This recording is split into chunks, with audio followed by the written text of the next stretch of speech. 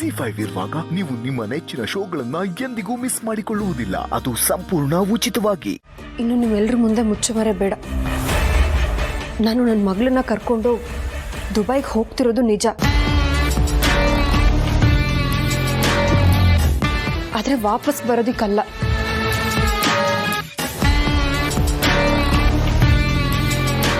ನಾವು ಅಲ್ಲೇ ಸೆಟ್ಲ್ ಆಗ್ತೀವಿ.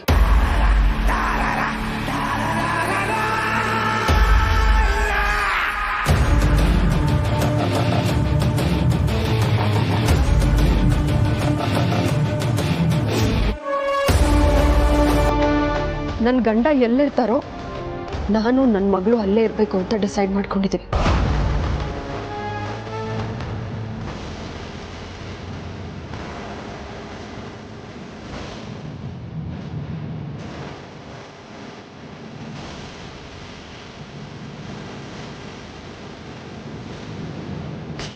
ಬರೋ ಬರೋ ಬರೋ ಏನಾಯ್ತು? ಬರೋ ಕೂತ್ಕೋ ಇಲ್ಲಿ. ಬರೋ ಬರೋ ಬರೋ ಏನಾಯ್ತು? ಇರಿ, ನೀರು ತರ್ತೀನಿ.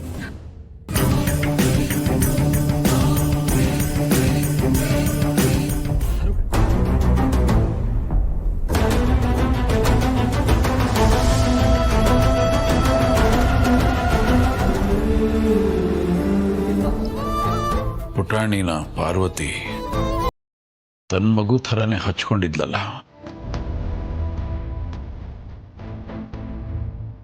ಇದ್ದಕ್ಕಿದ್ದಾಗೆ ಮಗು ಬಿಟ್ಟೋಗ್ತಿದೆ ಅನ್ನುವಾಗ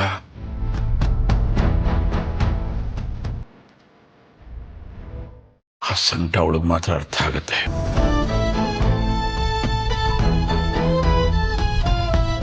ಹಾಗಾಗಿ ಪಾರ್ವತಿ ಸ್ವಲ್ಪ ಅಪ್ಸೆಟ್ ಆಗಿರಬೇಕು.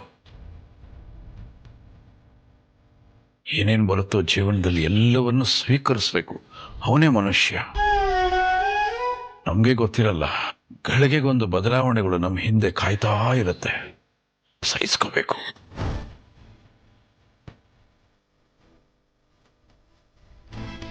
ಮಗಳೇ,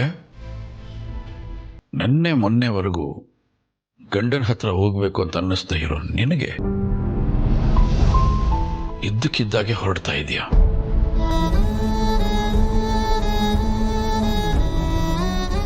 ಗಂಡನ ಮೇಲೆ ಪ್ರೀತಿ ಇರಬೇಕು, ಅವನು ತುಂಬಾ ಹತ್ರ ಇರಬೇಕು, ಒಪ್ಕೋತೀನಿ ಅದನ್ನ.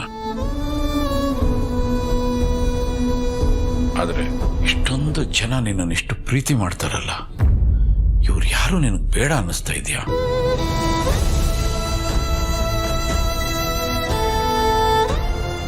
ಹೇಳು ಮಗಳೇ, ನಾನು ನಿನಗೆ ಜನ್ಮ ಕೊಟ್ಟ ತಂದೆ. 1.5 ವರ್ಷ ಆದ್ಮೇಲೆ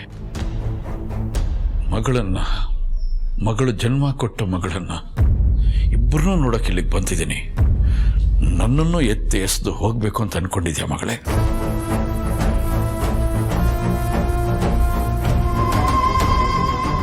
ನಾನು ಹೋಗ್ಲೇಬೇಕು.